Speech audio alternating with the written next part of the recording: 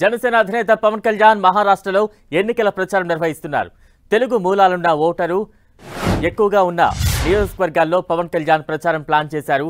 ఆయా జిల్లాలకు ఎన్నికల ఇన్ఛార్జీలుగా తెలుగు రాష్ట్రాల నేతలనే నియమించారు. గత నెల రోజులుగా వారు అక్కడే పనిచేసుకుంటూ ఉన్నారు.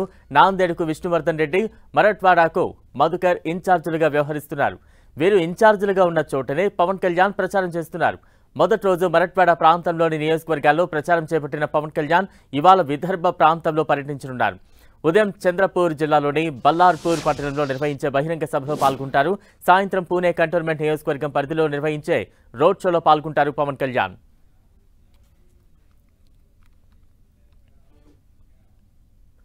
మహారాష్ట్ర ఎన్నికల ప్రచారంలో జనసేన అధినేత AP deputy CM Pawan Kalyan బిజీగా గడుపుతున్నారు. తాజా అప్డేట్స్ అందించేందుకు మా ప్రతినిధి విజయ్ చంద్ర సిద్ధంగా ఉన్నారు. విజయ్,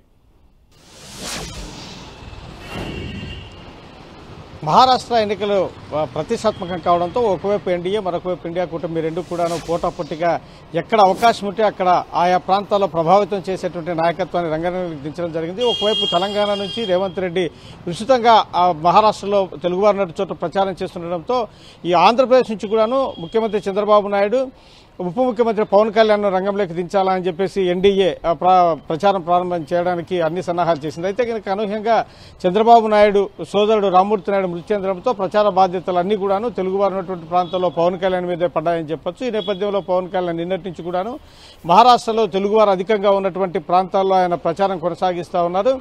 నిన్నటి నుంచి కూడాను ఈ రోజు కూడా ఆయన ప్రచారం కొనసాగుతుంది. తెలుగువారిని ఇన్స్పైర్ చేసే విధంగా ఆయన ప్రసంగాలు చేస్తూ ముందుకెళ్తా ఉన్నారు. ఒకవైపు ఎన్డీఏ ఏదైతే కనుక హిందుత్వ అజెండాతో ముందుకెళ్తుందో ఆ అజెండాను ఒకవైపు మోస్తూనే మరొక వైపు మహారాష్ట్రలో అధికంగా ఉన్నటువంటి దళిత ఓట్ బ్యాంకును కూడా ఆయన ఎన్డీఏ వైపు మరల్చేందుకోసం ఆయన ప్రయత్నం చేయడం జరుగుతోంది. ఒకవైపు శివాజీ ఉన్నటువంటి పోస్టర్లు ప్రదర్శిస్తూ మరొకవైపు బాబాసాహెబ్ అంబేద్కర్ పోస్టర్లను కూడా ఆయన ప్రదర్శిస్తూ తన ప్రచారాన్ని కొనసాగిస్తూ ఉన్నాడు. తన ర్యాలీలో అయితేనేమి, తర్వాత బహిరంగ సభల్లో అయితేనే ఇటువంటి కార్యక్రమాలు చేయడం ద్వారా ఆయా ప్రాంతంలో ఉన్నటువంటి వారిని అందరినీ కూడాను ఎన్డీఏకు దగ్గరగా ఉండేట్లు ఆయన ప్రయత్నం చేయడం జరుగుతూ ఉంది.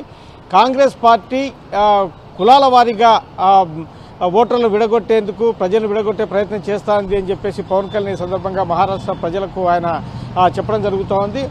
మతం పేరుతో దేశంలో విధ్వంసాలు సృష్టిస్తుంది అని చెప్పేసి కాంగ్రెస్ పార్టీ ఎన్డీఏ కూటమి మీద ఆరోపణలు చేస్తున్న నేపథ్యంలో ఈ కులాల వారీగా ఈ కులాల కుంపట్లు పెడతా ఉన్నారని చెప్పేసి మరొక వైపు పవన్ కళ్యాణ్ ఏదైతే కనుక ఎన్డీఏ అజెండా అవుతుందో దాన్ని జనంలోకి తీసుకెళ్లే ప్రయత్నం జరుగుతోంది. ఈ రోజు విదర్భ ప్రాంతంలో ఆయన తన ప్రచారాన్ని కొనసాగిస్తూ ఉన్నారు.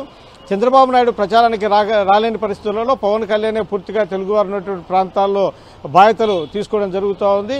పవన్ కళ్యాణ్కు ఏవైతే కనుక బహిరంగ సభలు పెడతా ఉన్నారో ఆ ప్రాంతాల్లో ఎన్డీఏ కూటమి భారీగా ఆయన స్థాయికి తగ్గకుండా ముఖ్య నేతలను రంగంలోకి దించడంతో పాటు ఆయా ప్రాంతాల్లో జన సమీకరణ కూడా ముమ్మరంగా చేస్తూ ఉంది.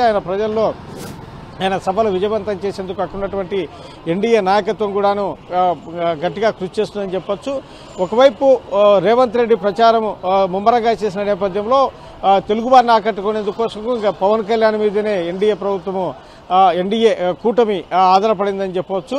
ఇంకా చంద్రబాబు నాయుడు రాని పరిస్థితుల్లో పూర్తి బాధ్యతలన్నీ కూడాను పవన్ కళ్యాణే అక్కడ ఆ ప్రాంతంలో తెలుగువారి ఓటర్లను ఆకర్షించే ప్రయత్నం చేయడం జరుగుతూ ఉంది.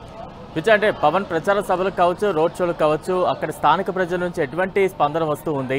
మరోవైపు ఈ రోజు ఏ ప్రాంతాల్లో పర్యటించబోతున్నారు? దానికి సంబంధించిన షెడ్యూల్ ఏమైనా అప్డేట్స్ ఉన్నాయా? ఈరోజు ఆయన విదర్భ ప్రాంతంలో ఆయన పర్యటన కొనసాగుతుంది. ఉదయం చంద్రపూర్ జిల్లా బల్లార్పూర్ పట్టణంలో నిర్వహించే బహిరంగ సభలో పవన్ కళ్యాణ్ పాల్గొంటాడు. తర్వాత సాయంత్రం పూణే కంటోన్మెంట్ నియోజకవర్గ పరిధిలో రోడ్ షోలో పాల్గొంటాడు.